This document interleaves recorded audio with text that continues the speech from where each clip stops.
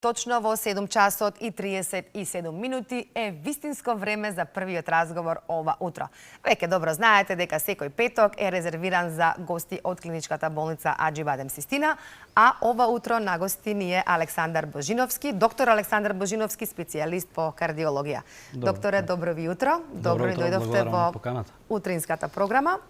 Ке имате навистина убава темнама, интересна тема која што ги засега голем број на граѓани, а тоа е кога срцевиот залисток станува проблем.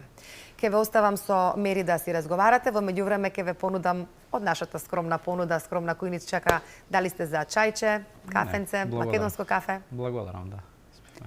Ти благодарам. Само за разговор. Само за разговор. Добро, повелете. Ти благодарам, Миренче, на прекрасната најава. Токму, како што кажа и ти, денеска имаме чест да разговараме со специјалист кардиолог Александар Божиновски. Токму зборуваме за она тема што ја напомена Ирина, за кога срцевиот залисток станува проблем. Ако знаеме дека срцето има 4 залистоци кои што дозволуваат крвта да се движи во правилна насока, што се случува кога тие не се отвораат или не се затвораат како што треба и кога е време да се побара помош од кардиолог. Но најпрво пластично би сакала да објасниме за нашите гледачи што всушност представуваат срцевите залистоци. Така, за да почнеме, за да правиме еден вовед во темата, за да име јасно на вашите и нашите гледачи што представуваат срцевите залистоци, тоа се дел структури на срцето кои основно се отвараат, работат синхроно со срцевиот мускул, овозможуваат крвта да поминува ламинарно или правилно во правилна насока меѓу срцевите кавитети и кон главните крвни садови кои излегуваат од срцето. Така, едно пластично да кажам до нашите гледачи, представуваат едни вентили кои се отвараат и затвараат и предотвратуваат враќање на крв во срцевите кавитети. Основната патологија која ги засега срцевите залистоци е два типа. Едното е стеснување на срцевиот залисток, второто е неговата дисфункција или попуштање на тие залистоци, тоест враќање на крвта.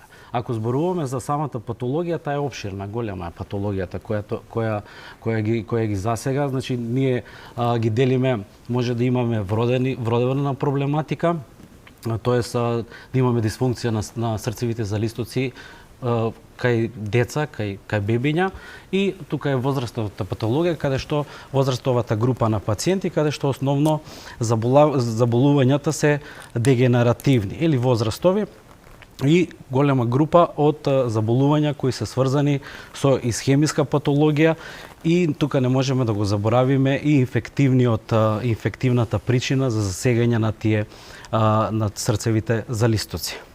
Кои се симптомите? За да знаеме дека можеби навистина имаме ние проблем со срцевите залистоци, или пак можеби долго време да имаме проблем, а да не знаеме воопште да функционираме како што треба. Кои се првите оние црвени знаци кои што не велат време за посета на кардиолог? Така. Имаме проблематика кај срцевите залистоци, може да пациентот да има проблем со еден или два срцеви залистока, повеќе време тој проблем да не се изјавува, да имаме некои лесни симптоми, да имаме симптоми кои ги поврзуваме со нешто друго, без да знаеме дека тоа е срцев проблем. Оние големи мејор симптоми кои се појават и кои се алармантни или црвени знаци, тоа е основно силната градна болка, како еден сигнификантен симптом кој се појавува или во умирување или при обична физички напор.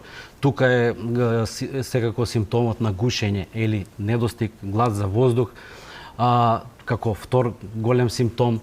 Третиот симптом кој е така фрапантен е синкопата или загубата на свест кај пациенти кои секако веднаш се алармира и веднаш пациентот се упатува кон лекарска помош.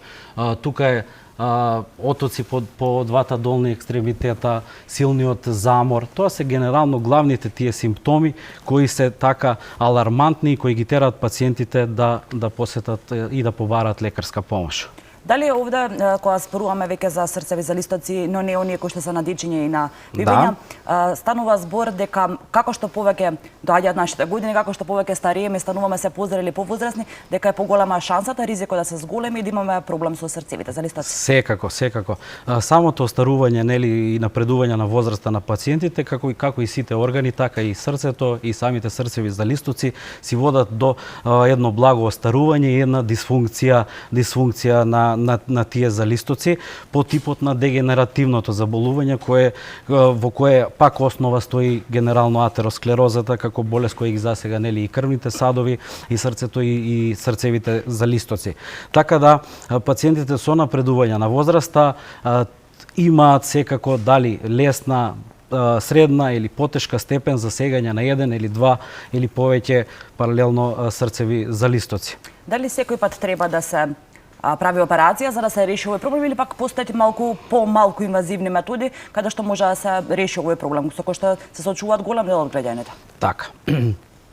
Прво треба да се дефинира дали тој, значи ние имаме повеќе степени на засегање на тие срцеви залистоци. Значи еден срцев залисток може да биде засегнат од лесна степен, може да биде засегнат од средна степен или засегнат од тежок степен дисфункција. Дали тоа ќе биде стеснување на тој залисток, дали ќе биде попуштање на тој залисток.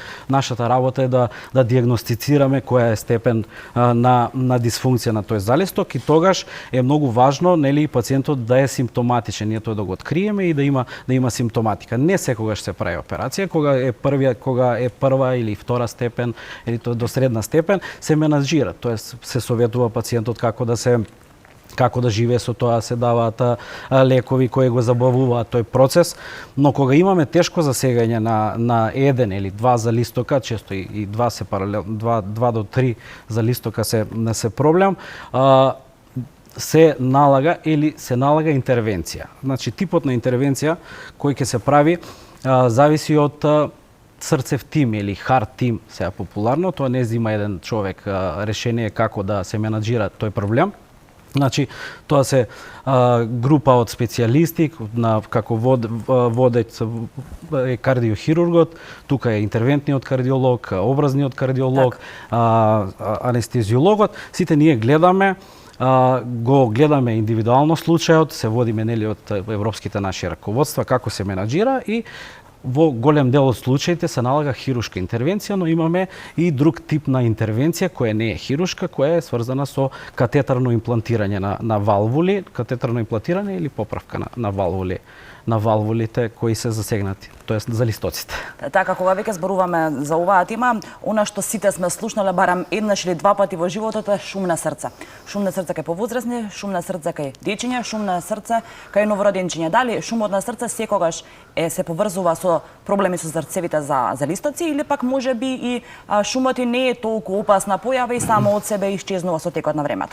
Не, кога се работи за шум на срце, кога збориме за детска возраст, тука имаме доста многу често се така коментира деца со шум и веднаш се сврзува со проблематика. Тоа не е така, многу пати кај деца шумот е така што се вика невин или еден физиолошки шум, затоа што друга хемодинамика таму и се открива кај деца, не значи дека тогаш има патологија. Треба се направат, нели, дополнителни анализи, како што ЕКГ, ехокардиографија, тогаш да се дијагностицира. Кога се работи за возрастна група пациенти, нотирање на тој шум, нели, да нашата работа и на матичните доктори, нашата работа нотирање на таков шум, веднаш да се направат сите дополнителни прегледи кои се кардиолошки прегледи.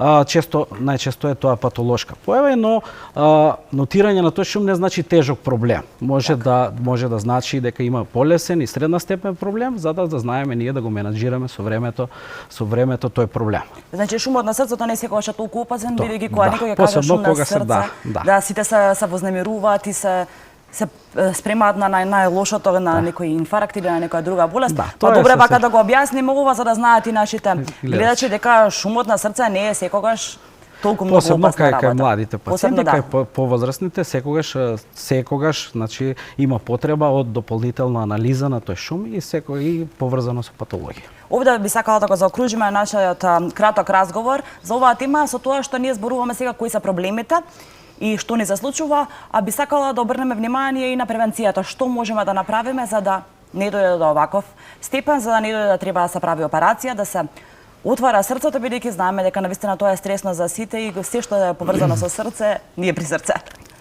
Секако, ние многу зборуваме нели за таа превенција, превенцијата или редовните прегледи кај кардиолог, кај кардиолог откривање на сите тие болести кои водат до побрзо остарување или побрза дегенерација на сите тие залистоци како што е шекерната болест како еден голем мејор фактор кој влие секако за побрзо остарување на крвните садови и на паралелно и на срцевите залистоци, тоа е артериската хипертензија, дислипидемијата, самите многу важно е и да сите пациенти знаат во нивното семејство какви мајка, татко, брат, сестра, тоа се генетички причини да отидат порано, да се направат сите анализи, сите прегледи, порано да се открие ако имаме, затоа што сите овие хронични болести генерално течат асимптоматски и нивното рано откривање, нивното рано третирање го забавува процесот на остарување на самите залистоци на срцето, со тоа ние превенираме за да тој проблем го ублажиме и го стопираме со времето. Значи да апелираме до сите редовни кардиолошки прегледи. Апсолутно. Редовна посета на доктори, внимавање на нашето здравје и давање се од себе да се храниме здраво, да живееме вистински и да внимаваме на вистина на нашето здравје, бидејќи тоа е онај што ни е најважно во животот. Овдека би го заокружила овој разговор со нашиот денешен гостин. Ви благодарам многу што бевте дел од утринската. Се надам дека нашите гледачи корисни за нашите гледачи. Ви благодарам многу уште еднаш. Докторе, и јас ви благодарам за гостувањето. Само Мери Накусо, за да се поврземе со следниот прилог, сакам да прашам дали овие лица кои што имаат ваков проблем, дали е дозволено спортување? Зависи од тежината на проблемот. Зависи од тежината на проблемот. Луѓето кои имаат лесна степен на дисфункција на еден или два залистока, апсолутно е дозволено да спортуваат. Така. Значи може да се живеат нормален, да кажам, живот со хигиенско-диететски режим. Ви благодариме за гостувањето.